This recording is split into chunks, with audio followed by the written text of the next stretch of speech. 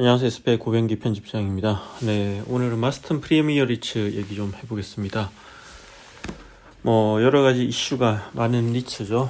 예, 한마디로 얘기해보면 신뢰 회복이 아주 절실한 그런 상황이고, 그래서 오늘 제목은 이제 마스턴 프리미어 리츠는 다시 신뢰를 회복할 수 있을까? 이 주제로 얘기를 해보도록 하겠습니다. 우선 최근 마스턴 프리미어 리츠 주가 추이를 한번 보겠습니다. 지금 11월 8일 기준으로 종가가 1801원인데 지금 2018년 이후로 상장된 리츠 중에서 유일하게 리츠 주가가 2000원 아래 1000원대에 머물러 있는 리츠이고, 물론 최근에 보면 신한 글로벌 액티브 리츠 같은 경우에도 주가가 이렇게 2000원 아래로 잠깐 빠지기도 했지만, 현재 기준으로 보면 마스턴 프리미어 리츠가 가장 주가가 낮은 그런 상황이고요. 연초 대비해서 30% 이상 빠졌습니다. 왜 이렇게 주가가 빠지는가? 사실은 충분히 많이 떨어졌다고 이렇게 판단을 했는데, 계속해서 이렇게 주가가 떨어지면서 전반적으로 마스턴 프리미어 리츠에 대한 우려가 높아지고 있는 상황인데요. 다들 아시지만 간단하게 현황을 한번 보면, 이 마스턴 프리미어 리츠 같은 경우에는 마스턴 투자운용, 이 사목 부동산 펀드 그리고 부동산 자산 운용사로서는 상당히 큰 회사가 상장한 리츠고요. 아마 처음에 상장할 때 많은 이런 기관 투자자 그리고 개인 투자자들이 큰 어떤 대형 자산 운용사가 상장한 리츠이기 때문에 아무래도 좀 신뢰를 많이 가졌을 것 같은데, 지금 보여주고 있는 모습은 그 신뢰에 부응하지 못하고 있는 모습이고요. 이 2020년도에 설립됐고 상장은 2022년 5월에 했는데요. 사실 2020년에도 한번 상장을 이렇게 추진했다가 상장을 못하고, 그리고 2022년도에 비로소 상장을 한 리츠이고, 주요 자산들을 보면 처음에 해외 자산 위주로 상장을 했고요. 그래서 보면 이 마스턴 유럽 구호 펀드가 담고 있는 프랑스 크리스탈 파크 오피스, 그리고 마스턴 글로벌 리츠가 담고 있는 아마존 물류센터 프랑스 거죠 또, 그리고 코크랩 52호 리츠를 통해 담고 있는 인천 항동 물류센터가 이렇게 대표적인 자산이고요. 최근에 보면 마스턴 프리미어 리츠가 좀 이슈가 되고 있는 거는 리파이낸싱 그리고 유상증자 이런 이슈들이 있는데, 기본적으로 리파이낸싱은 크리스탈 파크 프랑스에 있는 오피스 리파이낸싱이 원래는 7월 말까지 완료됐어야 되는데, 리파이낸싱이 여의치 않다 보니까 겨우 10월 말 정도에 겨우 완료가 됐고요. 기본적으로 지난번에도 우리나라 해외 자산을 담고 있는 어떤 부동산 간접 투자 상품의 문제점이라고 말씀드렸는데, 특히나 개인들이 투자한 상품의 문제점인데, 마스턴 프리미어 리츠도 같은 문제점이 있었습니다. 통상적으로 보면 해외에서 이렇게 자산을 들고 올 때 이 투자자들이 목표한 수익률을 맞춰주기 위해서 상당히 이렇게 레버리지를 상당히 높게 쓰고, 그 높게 레버리지를 쓰다 보니까 최근과 같이 어떤 금리 인상이라든지, 그리고 코로나19 이후로 재택 근무로 인해서 오피스에 대한 자산 가치가 크게 하락했을 때 이렇게 상당히 리파이낸싱 어려움을 겪는 그런 일들이 반복되고 있고요. 마스턴 프리미어 리츠 같은 경우에도 그 크리스탈 파크 같은 경우는 자산 가치가 많이 하락을 했고, 그리고 현지 대주단도 오피스에 대한 대출에 대해서 우려가 있다 보니까 상당히 오랜 기간 동안 협상을 했고, 또 이렇게 자산 가치 하락을 하면서 또 일부는 이 상환을 해서 LTV를 낮춰야 됐는데, 그 자금을 구하는 과정이 녹록치 않아서 이렇게 오래 시간이 걸렸습니다. 최근에 한국의 어떤 과학기술인공재라는 기관 투자자가 일부를 이렇게 투자를 들어가면서 다행히 해결은 됐지만 상당히 높은 금리에 이렇게 대출을 갚게 되는 그런 상황이 전개가 됐고요. 그리고 리파이낸싱도 이슈지만, 사실 마스턴 프리미어 리츠 최근에 특히나 시끄러웠던 거는 또 유상증자 이슈인데, 실은 올해 하반기에 한 7개, 8개 정도죠. 리츠 유상증자 발표 소식이 있었고, 계속 지금도 그 여파가 계속되고 있는데, 이 마스턴 프리미어 리츠 같은 경우에는 유상증자를 시장에서 예상치를 못했던 것 같아요. 그래서 실제로 전혀 그런 교감이 없었고, 실제 그리고 10월 24일에 마스턴 프리미어 리츠가 오랜만에 이렇게 IR을 했는데, 그 당시에 리파이낸싱에 대한 이야기를 주로 하고, 또 프랑스 아마존 물류센터도 조금 일부를 대출을 상환해야 된다 그런 얘기가 있긴 했지만, 실제로 리파이낸싱, 그러니까 유상증자와 관련된 얘기는 거의 나오지 않았습니다. 그래서 많은 사람들이 예상하지 못했는데, 근데 이제 보면 10월 24일이 이제 목요일인데, 목요일 이후로 이제 금요일, 토요일, 일요일 지나고, 뭐 영업일로는 2일, 그리고 날짜로 보더 4일 만에, 이렇게 이제 나흘 만에 이렇게 뭐 유상증자를 갑자기 추진한다고 28일 장 마감 이후에 이렇게 공시를 하면서 이제 많은 투자자들이 좀 당황스러워 했고요. 유상증자 이제 목적은 보면 총 이제 220억 원 규모로 유상증자를 하겠다 이렇게 밝혔는데, 그 중에 한 75억 정도는 이렇게 이제 프랑스 아마존 물류센터의 어떤 대출을 갚아서 LTV를 낮추기 위한 그런 목적의 이제 자금 조달이라 밝혔고, 그 부분은 사실은 좀 더 이제 시장과 교감을 하면 충분히 어느 정도 이해할 수 있는 부분이라 생각을 하고요. 뭐 그렇게 이제 대출금을 갖추지 못했을 때 또 발생하는 문제가 있기 때문에.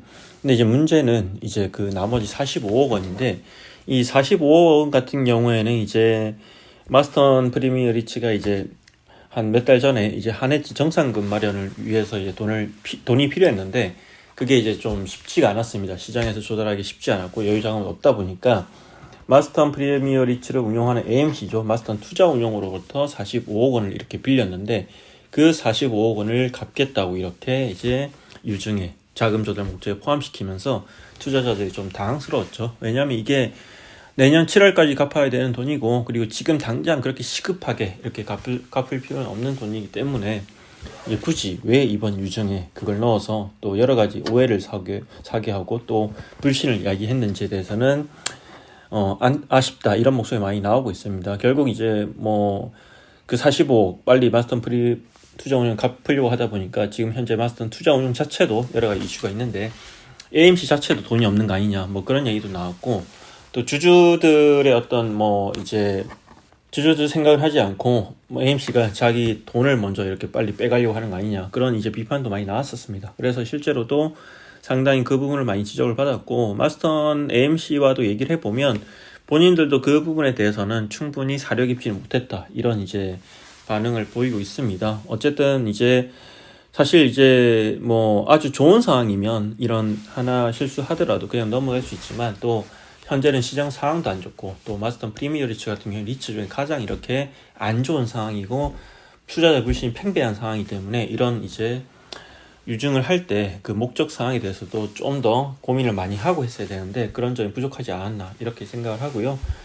그 후폭풍이 상당히 거셌습니다. 이제 28일날 이렇게 이 기습적으로 뭐 유증 발표를 하고 나서 불과 이제 한 3, 4일 만에 또 주요 주주들이 이렇게 보면 긴급하게 모여가지고 대응방을 논의했고, 그 주요 주주들이라고 하면 여기 보시면 이제 성담이라든지 쿠란쿠 자산운용, 그리고 마스턴 투자운용, 그리고 신한캐피탈 이렇게 있는데, 뭐 마스턴 투자운용은 아니겠죠. 그래서 성담과 쿠란쿠 운용이 이제 중심이 되어가지고 주주 제안을 하자 이렇게 이제 결론이 났고, 그 주주 제안의 내용이 뭐냐, 이제 이사회 멤버를 다 교체해야 된다. 이사회를 다 해임을 하고 새로운 이사회 멤버를 넣자, 이런 이제 주주 제안이고, 그 이유는 이사회 멤버들이 결국은 이제 주주들의 이해관계에 부응하지 못하고 있다 이런 지적이 나왔기 때문이고요. 실제로 이제 마스턴도 이제 이 부분에 대해서는 아마 이제 뭐 딱히 이제 반대는 하지 않는 것 같습니다. 마스턴 입장에서 보면 주주들의 제안을 받아들이겠다 이런 입장인 것 같고요. 일단 주총에서 12월 주총에서 이 결과를 보면 될 것 같고, 그리고 뭐 여기서 그치지 않습니다. 또 이 일대 주주죠, 최대 주주인 성담 같은 경우에는 별도로 이렇게 주주 제안을 보내가지고 그 운용사 이제 보수를 삭감해야 된다 이런 주장을 하고 있고요. 이 부분에 대해서는 뭐 주주들 간의 생각이 좀 다소 달라서 다른 주주는 동참하지 않고 성담이 이제 단독으로 이렇게 행동한 것으로 이제 보이고요.